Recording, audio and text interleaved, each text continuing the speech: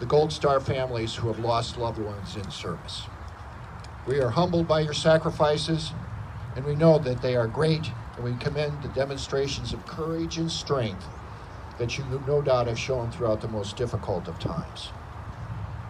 To give you some perspective, over 1.1 million men and women have died in wartime through the span of our nation's history.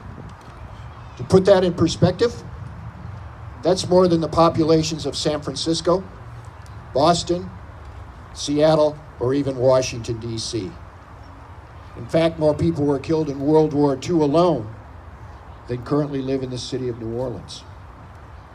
This, of course, does not even begin to take into account who were wounded and went missing. The number is closer to 2.8 million, just slightly more than the city of Chicago. With us today in this cemetery are 12,626 World War II veterans.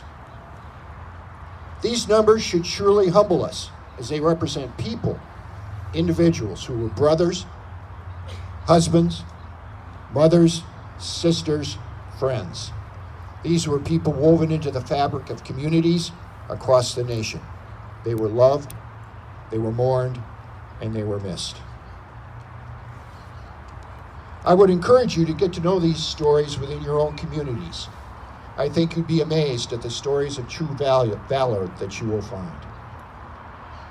Just before Election Day in 2018, an American soldier in Afghanistan posted on Facebook, "As the USA gets ready to vote in our own election Tuesday, I hope everyone back home exercises their precious right to vote.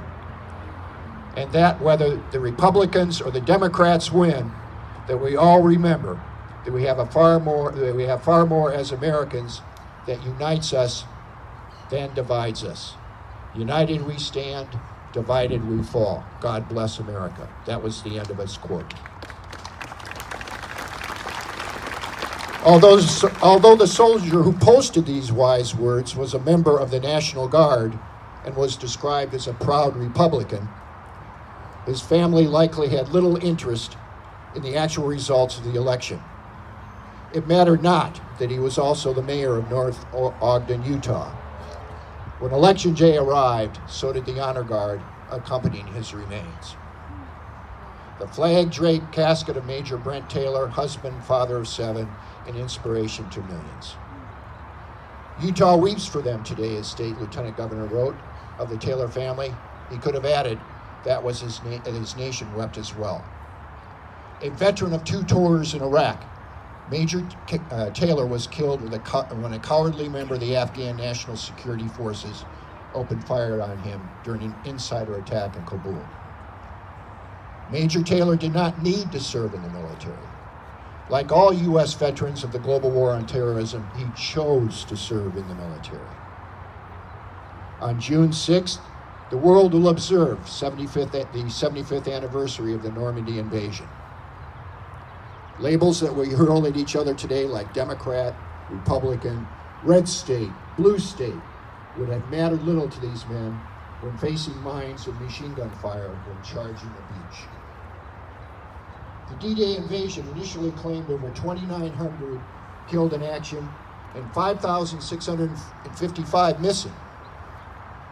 A memorial at the Normandy American Cemetery overlooking Omaha Beach contains this inscription: "These endured all and gave all, that justice among nations might prevail, and mankind might enjoy freedom and inherit peace." Further into the cemetery, an inscription dedicated to the memory of those who fought to control the beaches of Normandy serves as a permanent reminder of the gratitude and respect for the Allied soldiers.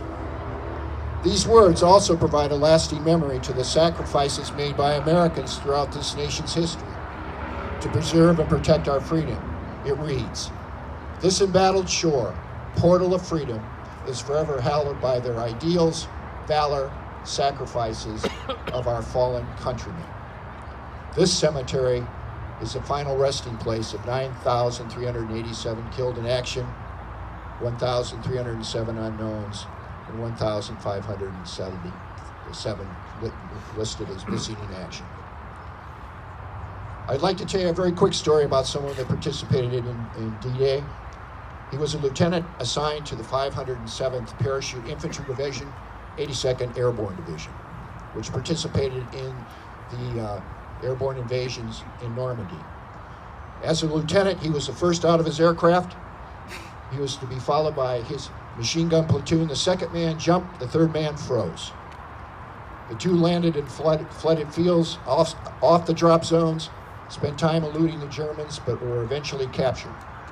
He spent 6 months in a POW camp, got tired of that, and escaped.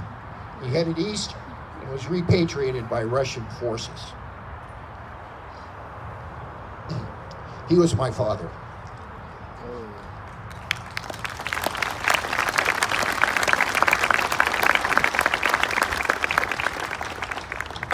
We continue to lose heroes every day in places like Afghanistan, Iraq, Syria, in Mediterranean accidents, missions around the world.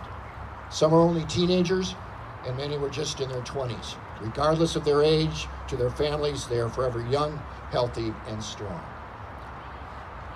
They all died so we can continue to cherish the things we love: freedom, country, and family. That is why we are gathered here today on Memorial Day, to honor the memory of our fallen warriors who have given everything for their country. We are also reminded on this day that in each generation, brave men and women will always step forward to take the oath of allegiance as members of the armed forces, willing to fight and, if necessary, die for their sake of freedom. As Americans, we should all remember that freedom isn't free. It's only possible because our fallen heroes have paid its high price. A price paid which enables us to have ceremonies and observances like this in communities across our great nation. I'd like to close with some words by a gentleman named Charles M. Province. It is the soldier, not the reporter, who has given us the freedom of the press. It is the soldier, not the poet, who has given us the freedom of speech. It is the soldier, not the campus organizer, who has given us the freedom to demonstrate. It is the soldier, not the lawyer, who has given us the right to a fair trial. And it is the soldier who salutes the flag, who serves the flag, and whose coffin is draped by the flag, who allows the protester to burn that flag. God bless you all. God bless America. God bless our fallen heroes.